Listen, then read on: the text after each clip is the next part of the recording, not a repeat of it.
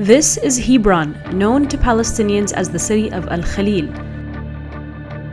This is the West Bank's largest and most populated city. Hebron is dubbed by Israel as Hebron Smart City, where the apartheid state tests its draconian surveillance technology on the Palestinian population as part of what is called the Wolfpack surveillance system. This is a vast database that includes all information about each and every single Palestinian, including where they live, work, go to school, who their family members are, and if they are wanted for questioning.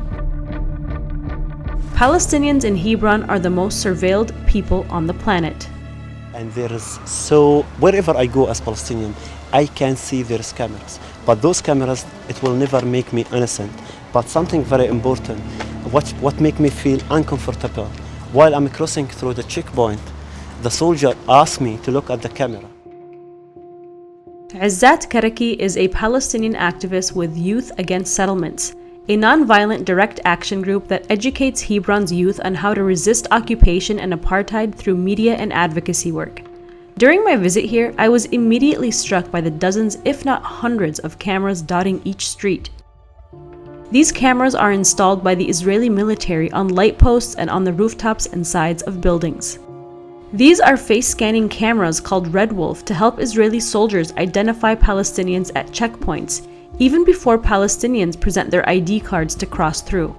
These cameras are also used to monitor Palestinians' movement and daily life. Soldiers then use the Blue Wolf app directly from their smartphones to access the Wolfpack database on Palestinians. I was likely automatically enrolled in the Wolfpack surveillance database by the face-scanning cameras, which scan people's faces without their consent or knowledge. When a face scan enters the system, it is then compared with biometric entries in the database, and if you're new here like I am, it enrolls you automatically. Israeli soldiers have even reported that these cameras can see inside people's homes. So it's not that much easy for them to handle with all the difficulties we are facing, and fence, closure, checkpoint, soldier, cameras, watchtower, everywhere. So many people, for me as Palestinian, while I'm living here, I cannot avoid from this kind of thing. I have to see it every day. It's in my daily life to see soldiers, settlers, checkpoint. Amnesty International and other human rights organizations have extensively documented Israel's mass surveillance project under Wolfpack. In a new report released by Amnesty last year, it describes these heavily draconian and militarized practices as automated apartheid that further fragments, segregates, and controls Palestinians. This invasive surveillance technology that targets and monitors Palestinians compounds an already existing segregated system of apartheid in Hebron, where the city has been split into two zones, H1 and H2. The two segments of Hebron are separated by a militarized checkpoint that allows for the maintenance and expansion of an illegal settler settlement right in the middle of Tel Meida neighborhood that overlooks the Palestinian city's market. This is where Youth Against Settlements was born after a Palestinian building that was initially occupied first by the Israeli military and then later by Israeli settlers. It was reclaimed for Palestinian use through a non-violent direct action and legal campaign.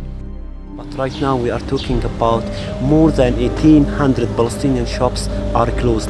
More than 1,000 Palestinian apartments are empty. If you ask me why all these shops are closed, why all these houses are empty, because I don't have access to it as Palestinian.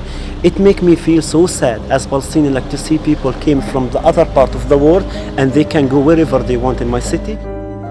Just feet away from the bustling shopping market in Hebron is the heavily equipped Israeli checkpoint 56, where over 25 audio-visual surveillance devices and sensors are installed.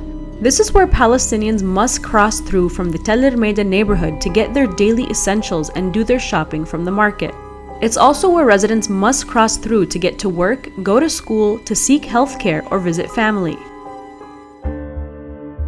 Tel Meida is a small Palestinian neighborhood in Hebron that is now home to over 700 illegal Israeli settlers that began squatting here in 1984. These extremist settlers are heavily armed and walk around the neighborhood bearing their rifles, whereas it's illegal for Palestinians to even own a gun. The main street running through the Tell el-Meyda neighborhood is called Shuhada Street, or translated from Arabic into English as Martyrs Street, that the Israeli government has now renamed to Chicago Street in its attempt to erase Palestinian roots to the land, a textbook example of settler colonialism. Walking through Shuhada Street felt like we were walking through a ghost town. It's ghost town, and something very important you have to know. I'm not happy to see them change my city in front of my eyes. They change everything, even the name of the street, the name of the neighborhood, from Palestinian Arabic name into Israeli settlers' name. Shuhada Street, as I told you, it used to be the heart of the city. Each year, Izzat and his colleagues with Youth Against Settlements hold an annual march called Open Shuhada Street campaign that draws international attention to the illegal siege of the city.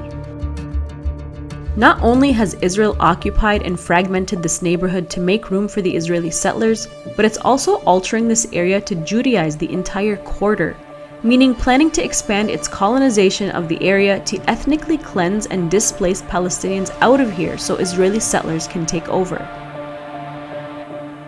This military strategy is used to protect, expand, and connect other Jewish settlements nearby in Israel's quest to ensure an ethno-Jewish state. So most of the Palestinians who are living here, they have to stop or they have to park their car outside of the checkpoint, and they have to come here and walk, which is something like, difficult.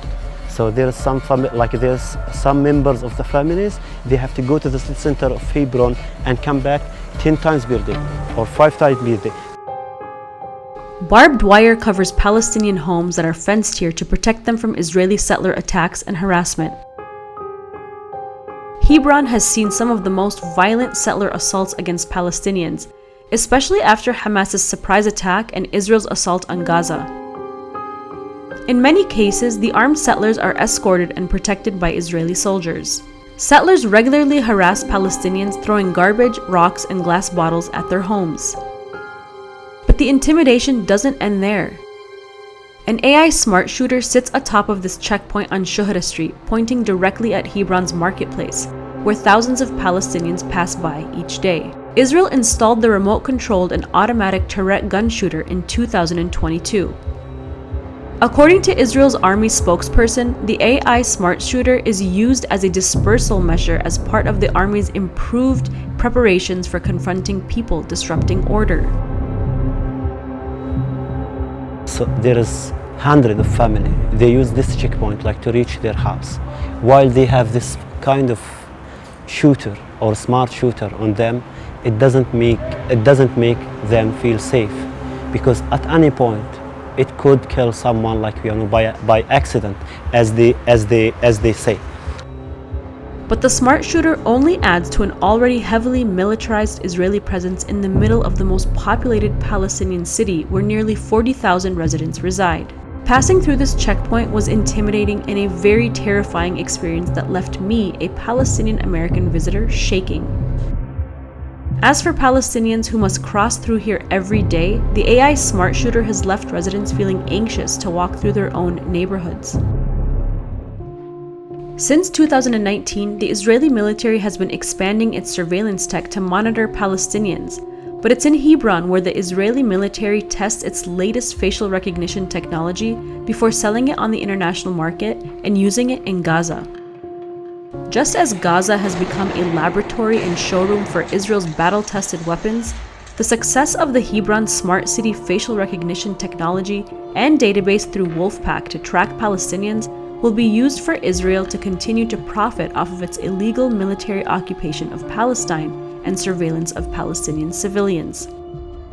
This automated apartheid only further establishes segregation of Palestinians and expands Israel's apartheid system and ethnic cleansing of Palestinians.